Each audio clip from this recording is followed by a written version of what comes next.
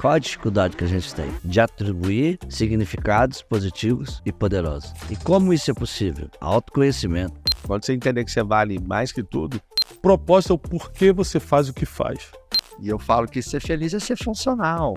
Você não consegue ver algo como um problema. Não, é um desafio que te ampara no seu crescimento, no seu fortalecimento. Se a gente parte do princípio que nós somos um espírito, eu preciso alimentar o meu espírito. Então eu preciso alimentar. A pergunta que eu deixo para todo mundo aqui é: quanto tempo do seu dia você tem se conectado com Deus? Dando meu testemunho aqui, quanto mais eu melhorei o meu relacionamento com Deus, mais a minha vida prosperou. Uau! Eu costumo dizer o seguinte: quanto menos coisas você se concentrar, mais agudo você é naquilo. O que é inteligência emocional? É a capacidade de você usar a emoção certa, no momento certo e na intensidade certa.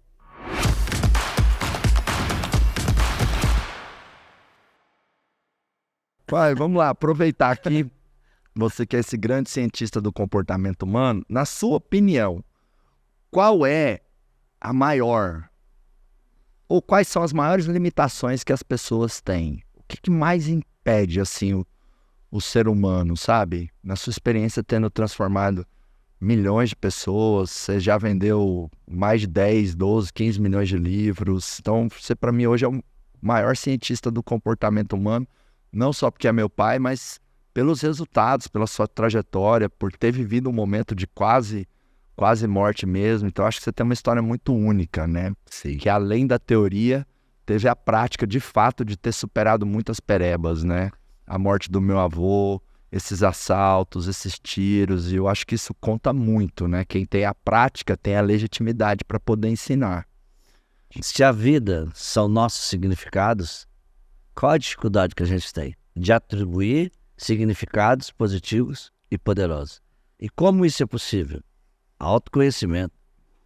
Se eu não sei o que me faz bem, o que me faz mal, se eu não consigo ver que eu sou um agente de transformação do mundo, que eu sou um buscador, que eu sou um criador, que eu sou um criador consciente de riqueza, se eu não vejo isso, eu não vou ter absolutamente nada. Então a maior dificuldade do ser humano é de se conhecer quem a pessoa é. E quando eu me conheço e sei das minhas limitações e dos meus poderes, eu mudo os significados.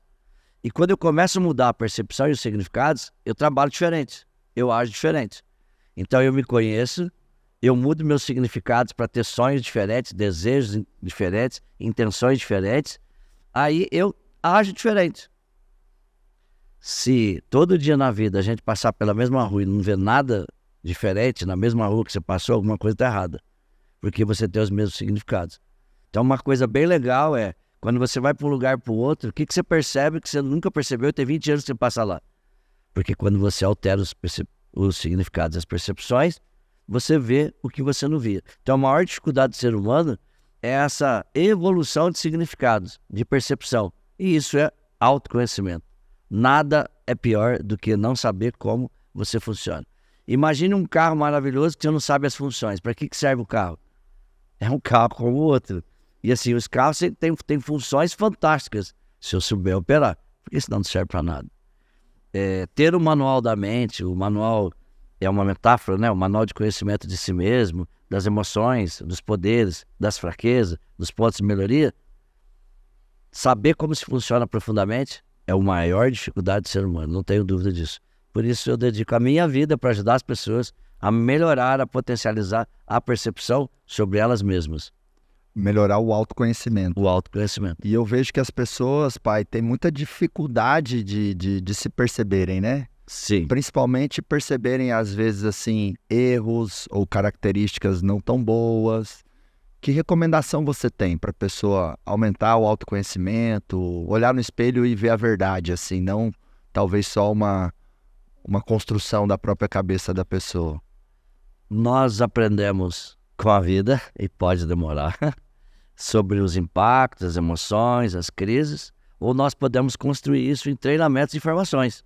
Existem muitas coisas boas, nós fazemos coisas fantásticas. Esse processo de autoconhecimento pode ser um processo superestruturado, numa formação ou numa sequência de formações, porque eu preciso lembrar da minha infância, eu preciso saber como eu funciono, eu preciso saber da minha força vital, eu preciso honrar e respeitar os pais. Nada é mais poderoso. Eu acho difícil uma pessoa ter prosperidade, sem honrar e respeitar a família. Da onde nós nascemos? Do pai e da mãe. O processo de autoconhecimento, e realmente tem muitas pessoas boas, bons cursos, é tudo. Posso falar de terapia, posso falar de constelação familiar, posso falar de processo de coaching e também posso falar de formações que empoderam e aceleram isso muito mais rápido. A moeda mais cara do mundo é o tempo. Quando você, em menos tempo, tem essa maturidade, isso é tudo. É tudo que uma pessoa pode fazer. Porque pensa, como seria se aos 12, 14, 16, 18 anos as pessoas já começassem a aprender como elas funcionam? Quanto tempo elas economizariam da vida? Porque a gente aprende por metáfora, por exemplo, pela ciência ou vivendo.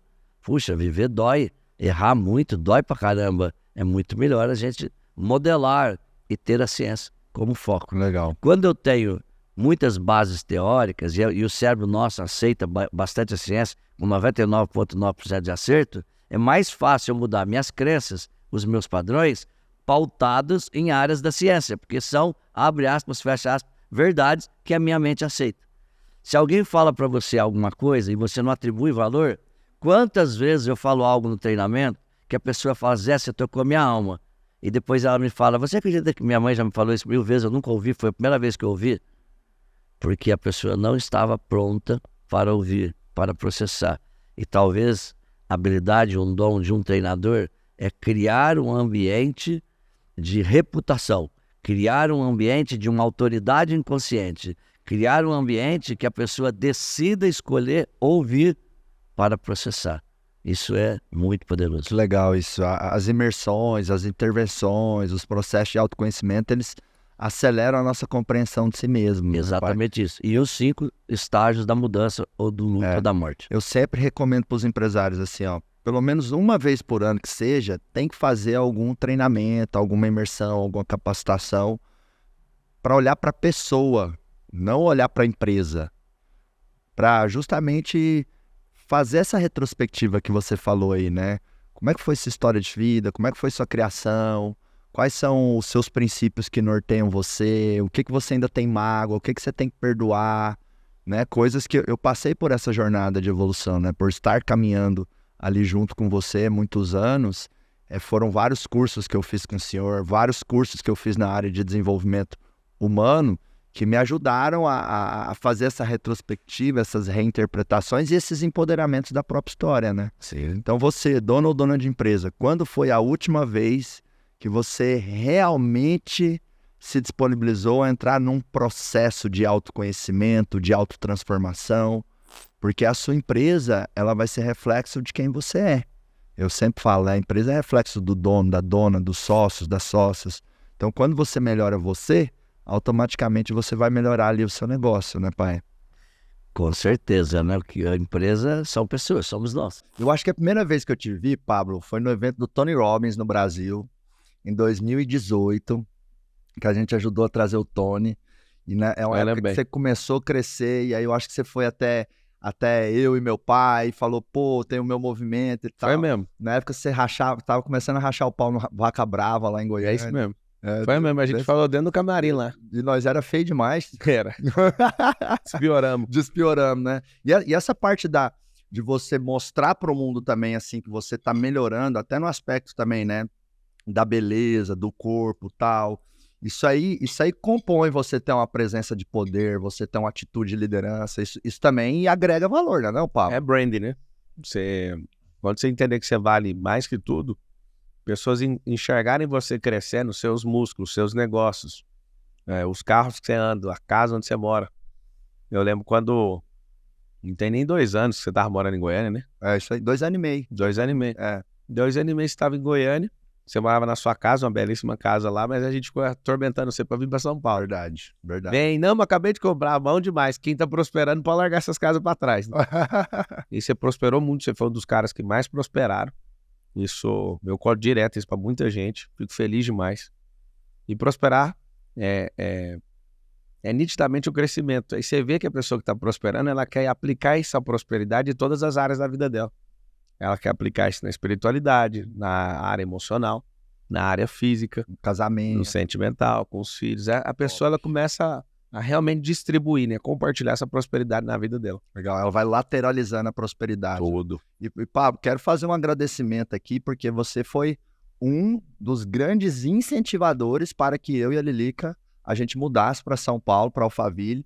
Na verdade, eu acho que você trouxe muita gente para Alphaville, né, meu amigo? Nós todos, né? E assim, quando você foi lá em casa a primeira vez, foi mais ou menos junho de 2020, a gente tinha comprado e reformado a casa há 6 meses. Então a gente tava, pô, aqui é a casa da nossa vida, queremos ficar. Você pegou e falou, moço, você tem que ir para São Paulo, é lá e tal, lá vai estar o ecossistema, pô, você tem um potencial, Marcos, para cima, enfim. Você e o Marcos Paulo foram muito importantes, meu amigo, para me trazer por Alphaville, então eu honro a sua vida, sou grato por isso.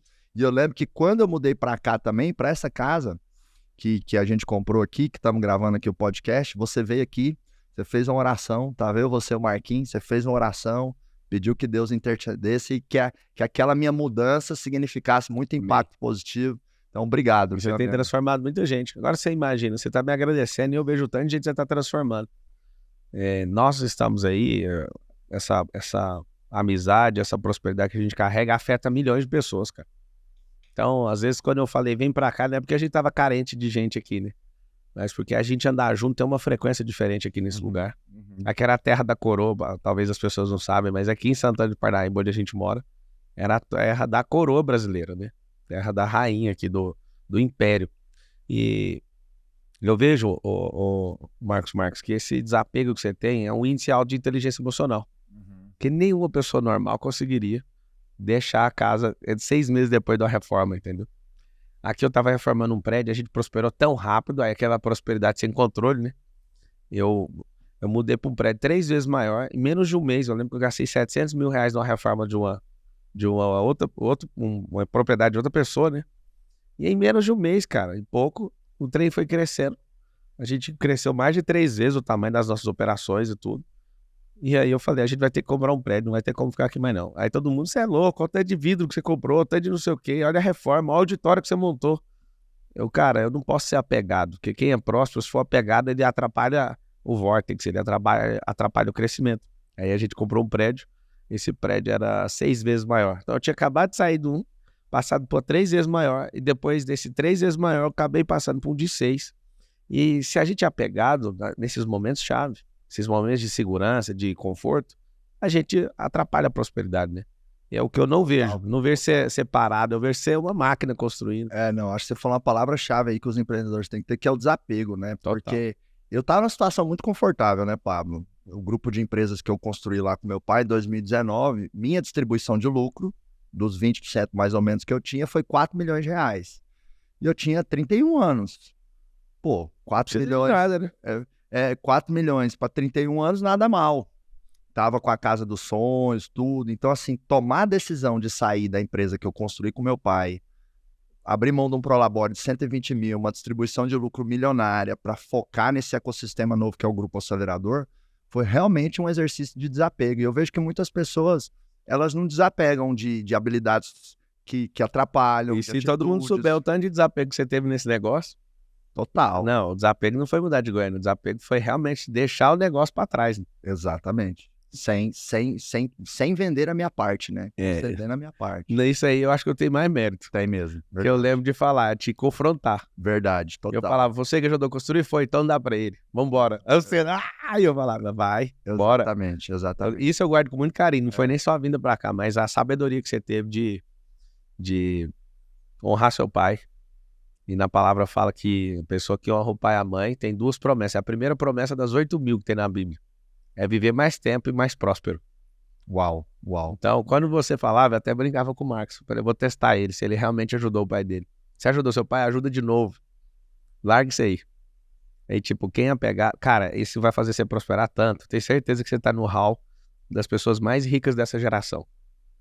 Por quê? Eu sempre tô comentando lá na empresa. Eu falo, vocês têm que olhar pro Marcos Marques. Marcos Marques chegou aqui, dominou. O cara tá ali, ó, tá comprando. Quem faz os movimentos muito assustador num curto espaço de tempo, essa pessoa, ela tá só construindo base. E aí eu falo, realmente, dá uma olhada no Marcos. O Marcos chegou, assentou igualzinho um cigano, veio lá de Goiânia, chegou, já dominou a casa que ele alugava, ele já comprou, ele já saiu dominando aqui, que já comprou um prédio aqui, que já tá detonando o prédio, que já tá comprando avião, que já tá fazendo não sei o quê. Presta atenção nesse tipo de comportamento. Você que está assistindo, é o comportamento do desapegado. A prosperidade, quem tiver apego, vai colocar um telhado na prosperidade. A maior árvore que existe é a sequoia. E a sequoia tem sequoia acima de 100 metros. Eu já fui no parque lá nacional da sequoia nos Estados Unidos. E é assustador olhar para cima e ver uma árvore de 100 metros de altura. Não é um negócio assim que você está preparado para ver. Aqui no Brasil você não vê isso, né? Só que a sequoia de 100 metros de altura, Marcos, se você colocar ela debaixo de um teto de 2 metros, ela vai ficar com 2 metros. E o desapego é rompimento de teto. É deixar o negócio fluir, porque o que você tem hoje vai depender das pessoas que você andou lá atrás e as pessoas que você anda hoje. Total. E esse desapego te faz ter ousadia, intrepidez e você meter a cara e fazer o que tem que ser feito. E você provou que você ajudou a construir, porque você passou. Assim, ninguém tá competindo aqui, né? E a gente gosta, você deve gostar e amar seu pai. Eu gosto muito do seu pai, tudo que ele já fez. Mas você é um motivo de orgulho para ele.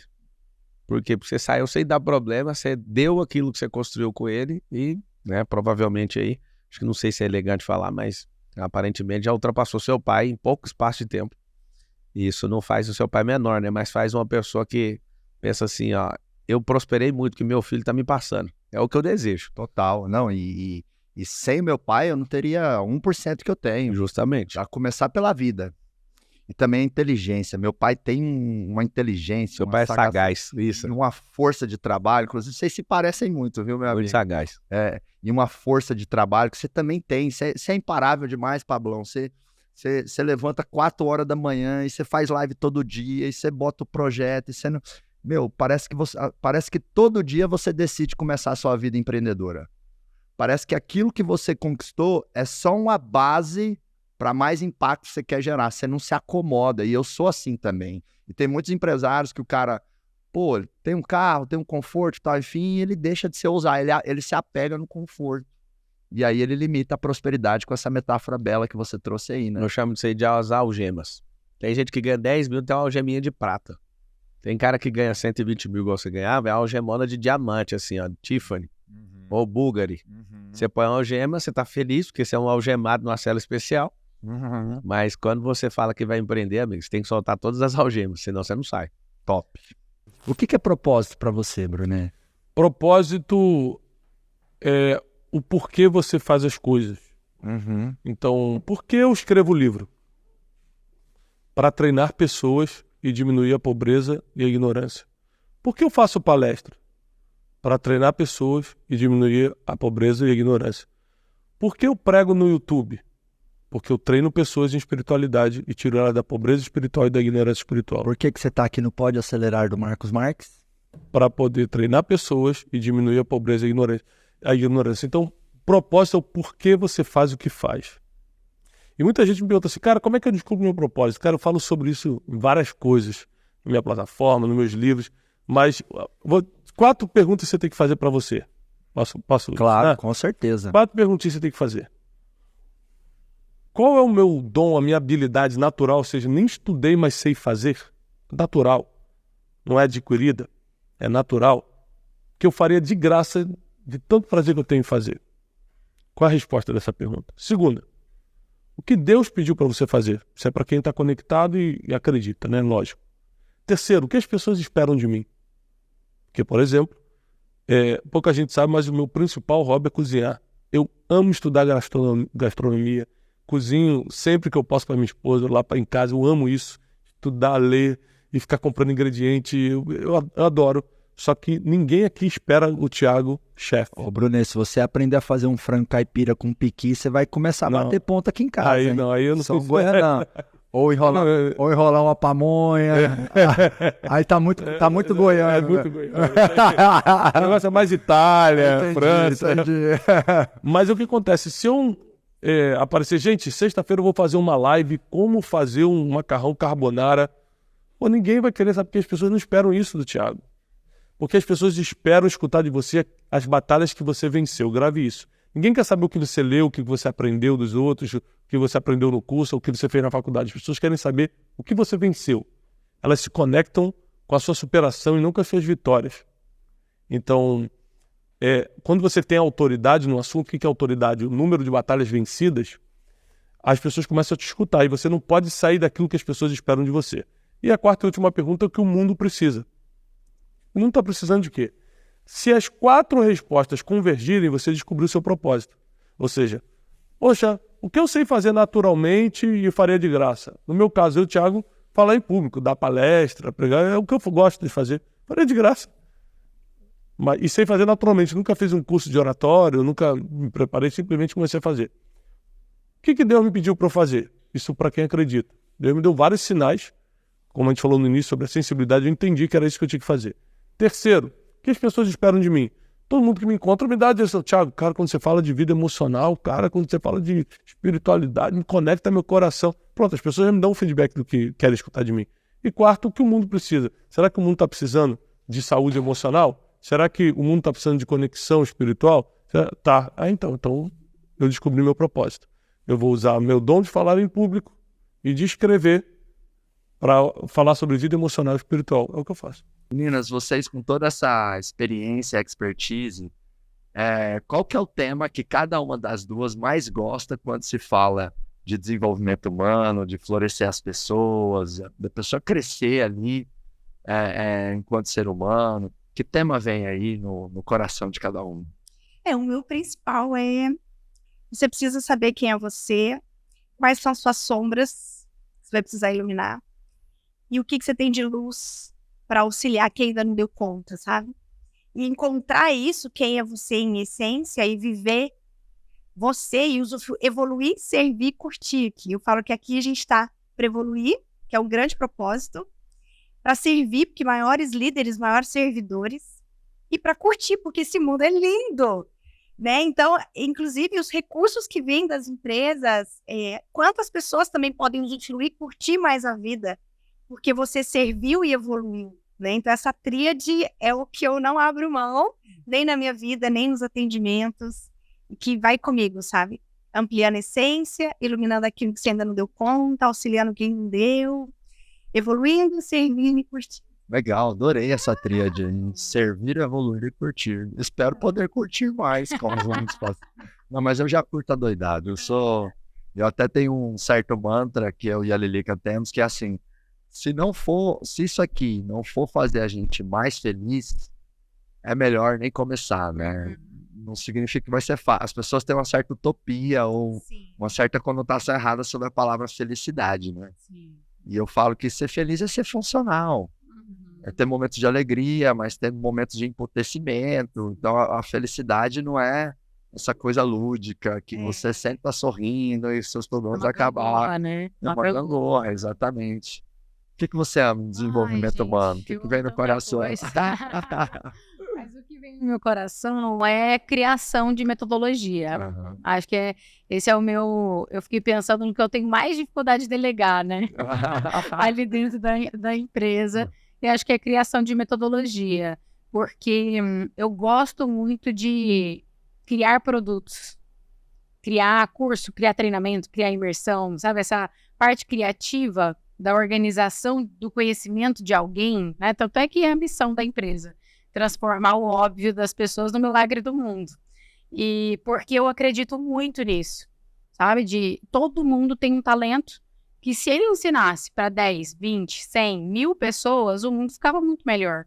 Então eu sou muito apaixonada por isso, sabe? Por organizar um determinado conhecimento para que ele possa ser multiplicado e ensinado. Eu sou muito, muito apaixonada. Por isso que eu digo que eu estudei psicologia, mas na verdade eu devia ter feito algum curso ali mais de educação, que o meu pezinho na educação é muito maior do que na psicologia por si. Legal. O tema que vem aqui é gratidão. Eu vejo que eu sou um cara esforçado, inteligente, eu tenho muito caráter mesmo, mas eu sou muito sortudo. Eu sou sortudo com a esposa que eu tenho, com a família que eu tive, com a história de vida que eu também tive, e com todas as vitórias e dificuldades, assim. Então eu vejo que a sorte veio muito a meu favor. É claro que eu fui retribuindo essa sorte, né? A gente pode chamar essa sorte de bênçãos também. E aí eu cheguei nessa conclusão, esse é meu acordo com Deus, assim. Meu acordo com Deus é, me abençoa, que eu vou honrar e vou devolver essa bênção. Vou te dar mais orgulho. Meu avô que me criou morreu. Então é um acordo que eu tenho com ele também. Eu falo, vô, me ajuda aí. eu chegar no outro patamar, você vai ver, eu vou te dar mais orgulho ainda. Então eu vejo que eu honro as bênçãos que eu recebo, e aí o universo continua conspirando ao meu favor, Deus me abençoando, as pessoas certas vindo, os clientes vindo, as amigas maravilhosas vindo, como vocês duas aí, né? E, então a gente precisa ser muito grato pelo que tem, independente do que seja esse algo que você tem. Eu acho que quando você é grato pelo que tem, você desbloqueia aquilo que você não tem. E falta muito isso nos empresários, porque eles estão muito olhando para frente, muito olhando para o próximo carro, para a próxima máquina, para a próxima unidade, só olha para o que falta. Eu e a Lilica, a gente tem uma rotina de falar muito na cama, ou no banheiro, enfim, assim. Nossa, amor, olha tudo que a gente tem. É muito. É demais. Nossa, Deus é bom, Deus é maravilhoso. Então, assim, e não é de agora que eu tô super bem sucedido, com patrimônio milionário. Eu vejo que isso me acompanha a vida inteira, assim, sabe? É pequenas coisas, assim. Eu lembro a primeira vez que eu consegui lá comprar um palinho velho e tal, enfim. Eu fiquei tão feliz, tão grato, assim, sabe? Ajoelhar no chão, agradecer e tal. Então a gente precisa sentir gratidão pelo que tem. Mesmo as perebas e mesmo as circunstâncias difíceis, porque ali na frente vai ter um motivo pelo qual aquilo aconteceu. Né? Eu tô achando tão lindo você falar isso, eu tô aqui me coçando. Inclusive é um tema que saindo daqui de uma live, né? E eu trabalho muitos princípios universais, né? Então as pessoas, então tem princípios aqui que regem. A casa tem dono, né? Tem princípios. E a sorte, quando você fala da sorte, né? A gratidão é um dos principais princípios de atração de prosperidade, de felicidade real. E tem uma frase que eu gosto muito que fala que nada é em vão, ou é bênção, ou é lição. E quando você fala assim, eu sempre tive muita sorte, tudo que vem eu agradeço. Então você fala sobre as bênçãos que você recebe, mas o que eu vejo é uma crença muito fortalecida que tudo que vem é bênção. E aquilo que veio torto, virou lição e se tornou bênção. Então, no seu caso específico, eu mudaria essa frase que tudo é bênção, ponto. Ela finalizou ali. Porque até as lições que vêm, você antecipadamente já transformou ela em bênção, entende? Você não consegue ver algo como um problema. Não, é um desafio que te ampara no seu crescimento, para o seu fortalecimento. Você vê isso nos músculos, em toda a sua vida, você está crescendo, está se fortalecendo. Então, você não vê isso como um peso, você vê isso como um treino para realizar o que você veio fazer aqui. Isso é muito lindo. Obrigado, linda, Tassi. Eu vou compartilhar com você um exercício que eu comecei a fazer com o Ícaro. O Ícaro está com 5 anos, eu falei, já está na hora de começar a treinar essa mentalidade da gratidão com ele. Que legal. E aí, toda vez que ele vai dormir, eu perguntava, pelo que você é grato hoje? Aí ele ficava meio confuso, sabe? Aí eu falei, tá bom, então o que você mais gostou do dia hoje? E aí ele começou a falar uma lista. E agora ele me cobra.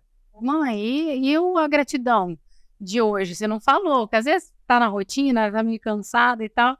E quando eu esqueço, ele me lembra. E ele começou a fazer esse movimento. Imagina, 5 anos.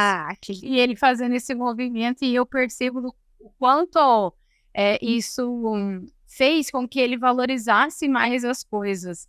E às vezes a gente tá com os nossos filhos, você ainda não tem, mas sei que vai chegar a hora, que é o quanto a gente precisa também multiplicar esse sentimento com as pessoas que estão próximas da gente. Porque às vezes a gente faz ou escondido, ou só pensa, ou escreve mais guardadinho, e não reverbera. E quando a gente começou a fazer isso em casa, começou a reverberar dele cobrar a gente. De mãe, a gente tem que fazer o exercício antes da gratidão, hein? E a gente começou a entrar nesse fluxo, sabe? Acho bem poderoso. Legal, faz muita diferença, né? Mas... Pierão, seguinte, em termos bem práticos, assim, como aumentar a inteligência espiritual? Que atitudes a pessoa tem que ter? O que ela deve fazer? Simples. Olha só que interessante. Se a gente parte do princípio que nós somos um espírito, eu preciso alimentar o meu espírito. Inteligência espiritual já diz, inteligência espiritual. Então eu preciso alimentar. A pergunta que eu deixo para todo mundo aqui é, quanto tempo do seu dia você tem se conectado com Deus? Você tira um tempo pra ir na academia, você tira um tempo pra ir nos restaurantes, você tira um tempo pra empreender. Você tira um tempo de manhã pra estar com Deus no seu secreto e conversar com o Pai. Tipo, cara, eu vim aqui trocar uma ideia com você. Eu vim aqui falar sobre o meu dia hoje. Eu vim aqui pra dizer pra você que eu tenho isso aqui no meu dia hoje. Mas eu deixo a minha agenda à sua disposição. Se o senhor quiser quebrar alguma agenda, a minha tá à disposição. Se o senhor quiser que eu vá pra algum outro lugar, eu tô à disposição. E aí, você conversar com Deus, ou seja, a primeira chave, oração. O que é oração? Uma conversa com Deus, cara. Eu tô conversando com você aqui, entendeu? E a gente conversa com Deus. Conversa dos teus planos, dos teus desafios, dos teus projetos. Conversa. E tudo que você for conversar com Deus, no livro de João diz assim: nada tendes recebido, porque tendes pedido errado. Se você pedir, tudo que você pedir em nome do meu filho amado Jesus, tudo é como se Deus estivesse te entregando tudo. Então, nas minhas orações, eu sempre oro, Senhor, sempre no final eu trago em nome de Jesus, que o nome de Jesus é um decreto espiritual na terra. Então, o louvor ativa você espiritualmente, emocionalmente, é muito bom ouvir louvores. A oração conecta você com Deus, com o Pai, que é uma conversa com Deus. A leitura bíblica, não sei por onde começar, começa com Gênesis, você vai entender o início de todas as coisas. Vai pro livro de Provérbios, lê um capítulo de Provérbios por dia, porque cara, Provérbios tem 31 capítulos, que é justamente um por dia.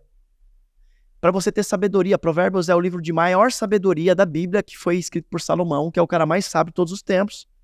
Então, vou ler Provérbios. Quero entender sobre Jesus. Vai ali para Mateus, vai estudar João. Quando você começar a entender esses princípios, você vai começar a entender o comportamento de Jesus, o plano de Deus para o homem em Gênesis, e aí você começa o quê? Tem a mente de Cristo, começa a acessar a terceira dimensão da mente. Só que, cara, é tão difícil você orar. Quando você vai orar, dá sono. Quando você vai orar, por quê? Existe uma guerra espiritual. Tudo que o inimigo quer fazer, existe o bem e o mal. O que ele quer fazer? Distanciar o homem da palavra. E quando eu mantenho o homem distante da palavra, eu mantenho o homem distante da sua, o quê? Identidade espiritual e da terceira dimensão da mente. Porque eu tô vibrando aqui, ó, os problemas estão acontecendo, mas não me pega, porque eu tô aqui, ó, na terceira dimensão da mente, cara. Então, de maneira prática, tira um tempo do seu dia, 20 minutos, vou começar com 20 minutos. Legal. Vou começar com 15, vou fazer uma experiência, depois vou levar para 20, 30. Pô, aos casais, nós não vamos sair de casa sem antes a gente fazer um devocional de manhã eu e você aqui na cama. Vamos ler um versículo bíblico, vamos dar as mãos, vamos orar juntos. Sabe por que dar as mãos e orar juntos é importante? Está escrito na palavra. Quando dois concordam na terra, está concordado no céu. A maior frequência de prosperidade, riqueza e bênção que tem é um casal quando dá as mãos e ora junto, cara. Você não tem noção. Você não tem noção do atropelamento espiritual que tem isso. Você não tem noção, você e sua esposa, vocês deram as mãos e começarem a profetizarem na empresa de vocês, na casa de vocês, declararem, Senhor, nós declaramos, em nome de Jesus. Sabe qual é o problema das pessoas? Eu não sei orar. Porque ninguém te ensina a orar na infância, ninguém te ensina a orar na escola, faculdade, empreendendo. Cara, oração, conversa com Deus, abre o coração, só abre o coração. Ele só quer ouvir seu coração e quer ter relacionamento com você. É só isso. E isso independe de religião, né? Tem religião, é relacionamento. Porque eu acho que muitas pessoas confundem religião e espiritualidade. Eu acho que você pode ter uma religião para viver a sua espiritualidade, mas você também pode viver a sua espiritualidade centrado na Bíblia, né? Se você é cristão, independente de estar mais próximo ou não de alguma religião, né? E dando meu testemunho aqui, quanto mais eu melhorei o meu relacionamento com Deus, mais a minha vida prosperou. Uau! Né? Então, quanto mais oração eu fiz, quanto mais fé eu coloquei, quanto mais também eu fui tomando as decisões doloridas e difíceis necessárias para ser um ser humano melhor. Porque também não adianta se relacionar com Deus, mas as suas atitudes na terra desonrarem Ele. Né? Não adianta essa prática diária, cultivando a sua inteligência espiritual. Quebrando princípios. Sendo que você trai o seu marido ou a sua esposa. Sendo que você fere e ofende as pessoas com as suas palavras. Então, acho que na hora que você tem essa busca do espiritual e uma conduta ajustada, você é essa bomba atômica positiva do bem que vai pra cima, né? A Bíblia é um livro de princípios. Toda vez que eu quebro um princípio, anote isso aí, o princípio me quebra. Toda vez que eu cumpro um princípio, o princípio me leva pra cima, entendeu? Me edifica. Uau. Eu acredito que tem 5 áreas que são muito importantes dentro da estrutura de vida de qualquer ser humano. Se a gente for parar para pensar, são mais do que 5. Então, algumas pessoas dizem que são 10, outras 15, outras 20, mas eu costumo dizer o seguinte, quanto menos coisas você se concentrar, mais agudo você é naquilo. Bom, eu gosto disso. Porque senão o que acontece? Quer ver? Coloca a tua mão aqui. Menos é mais, né? Se eu coloco a pressão aqui, você não sente nada, porque eu estou distribuindo peso.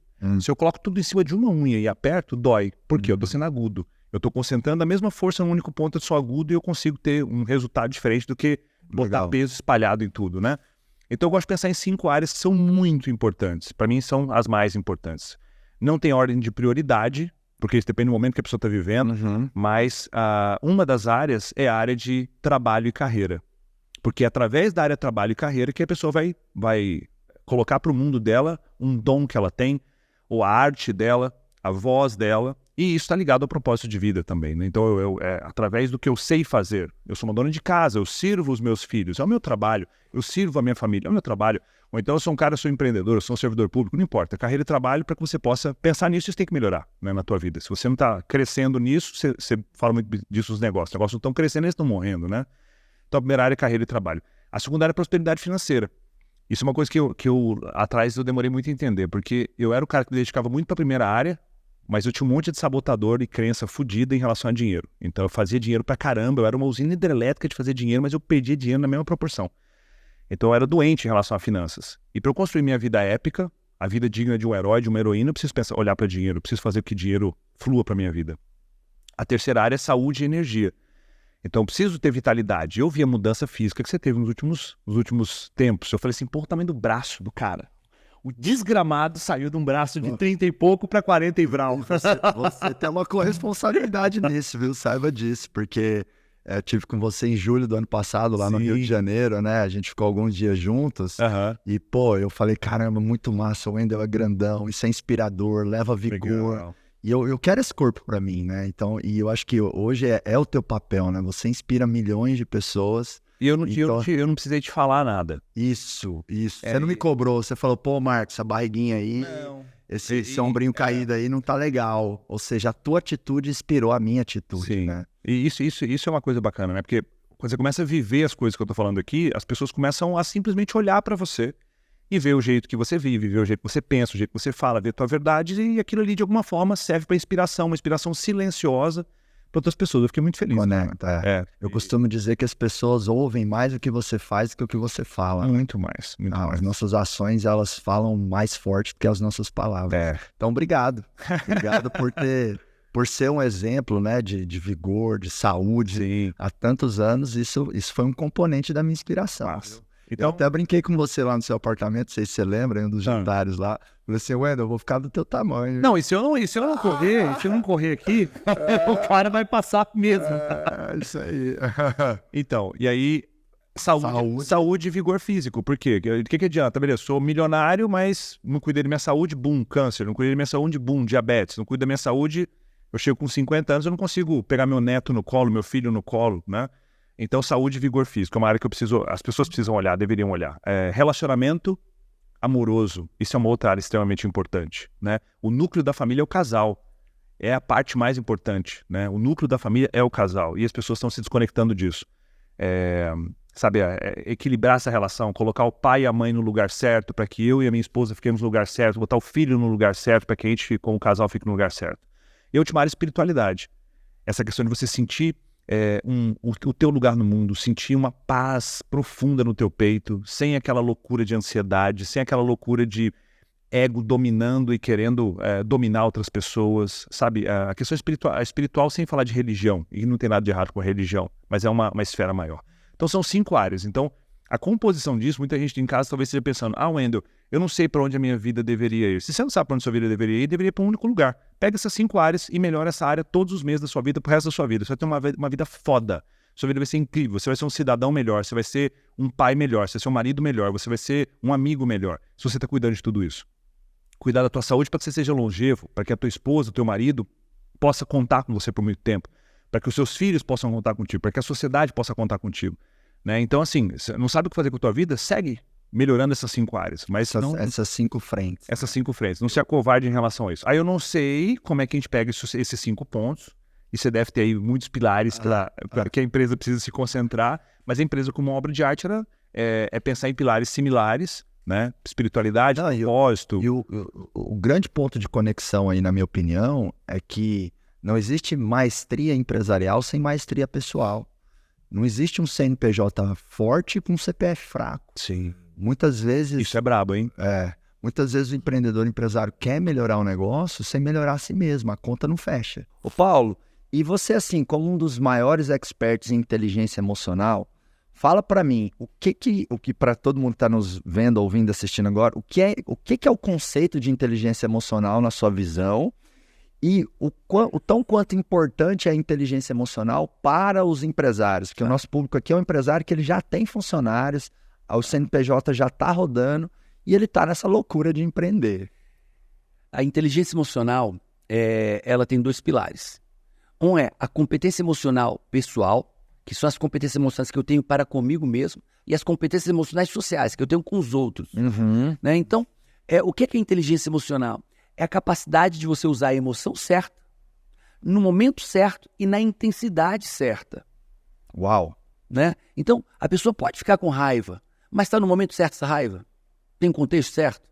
Está na intensidade certa. E esse é o sentimento, então, quando você empresário pode ter raiva. Pô, cara, quebrou uma máquina, quebrou isso, quebrou aquilo, ok. Mas essa raiva está na intensidade certa, no momento certo. Então, quando eu uso as minhas emoções para me conectar comigo e tirar o meu melhor, eu tenho inteligência emocional. Quando eu uso minhas emoções da maneira certa para conectar com as pessoas ao meu redor e tirar delas o melhor, e isso é riqueza. Isso é riqueza. Eu poder tirar o meu melhor em qualquer situação, usando minhas emoções e conectar com as pessoas. Você pode tirar o dinheiro que for, você pode tirar tudo de uma pessoa. Tudo, todo o dinheiro, tire a roupa dela. Mas dê a ela inteligência emocional, ela recupera aquilo e muito mais. Agora você pode dar a fortuna que for para uma pessoa. Se ela não tiver inteligência emocional, ela vai perder a fortuna e tudo mais. Inclusive é muito comum pessoas ganharem na Mega Sena, ficarem milionárias da noite pro dia, e depois de 2, 3, 5 anos no máximo, essas pessoas... 94% de quem ganha numa grande prêmio na loteria, em até 4 anos, perdeu tudo. Uau! E aí vai de encontro com aquela diretriz que é muito importante que nós seres humanos temos que entender, né? Antes de ter, você tem que ser. É isso. Então, se eu não for uma pessoa próspera de dentro para fora e vier a prosperidade de fora para dentro, eu vou perder, né? E a gente evidencia isso com esse dado aí, 94%. 94% no mundo inteiro, não é Brasil não, é mundo inteiro. Uau, uau. E a inteligência emocional, na minha opinião, ela é muito negligenciada, principalmente por causa dos empresários, porque o dono da empresa, a dona ou os sócios, eles estão lá no topo. E muitas vezes eles têm uma postura assim, eu mando aqui. E eu digo o seguinte, você tem um negócio, você tem uma grande dádiva, que é ter mais poder de decisão, que é ter mais autonomia, talvez você é relativamente um pouco mais dono do seu destino, né? Entre aspas, porque o dono da empresa tem um monte de chefes que são os clientes, que são os colaboradores, mas às vezes por estar no topo da cadeia de decisão ali dentro da empresa, se perde muito a inteligência emocional, ou às vezes com exageros, né? Com palavrões, com excessos, tanto o excesso da agressividade quanto o excesso da passividade. Então, eu que já tive a honra aí de treinar milhares de empresários, hoje tem mais de 100 empresas que eu aconselho, que estão lá no Giants, eu vejo esses 2 excessos. Ou tem ali um sócio no negócio que é extremista na agressividade, na cobrança e no tom, Ou permissivo. ou permissivo passivo. Não quero. Como que o ser humano faz, Paulo, para ele não ir para esses excessos, né? Porque uma coisa boa em excesso pode se tornar ruim. Eu, por exemplo, eu sou muito autoconfiante.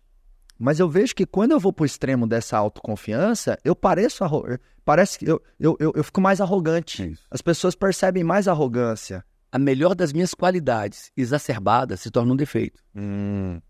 A melhor das qualidades exacerbadas se torna um defeito. Agora você está falando, quando os empresários começam a crescer, eles vão se tornando solitários. Solitários porque menos pessoas querem dizer algo para eles. Solitários porque eles estão dispostos a ouvir menos dos seus funcionários, das pessoas. Eles vão se trancando naquela torre de marfim.